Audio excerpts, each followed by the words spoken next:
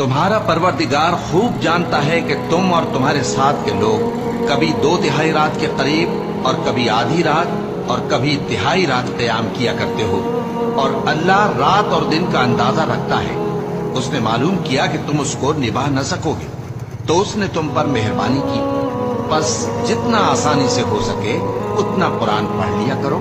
اس نے جانا کہ تم میں بعض بیمار بھی ہوں گے اور بعض اللہ کے فضل یعنی معاش کی تلاش میں ملک میں سفر کریں گے اور بعض اللہ کی راہ میں لڑیں گے،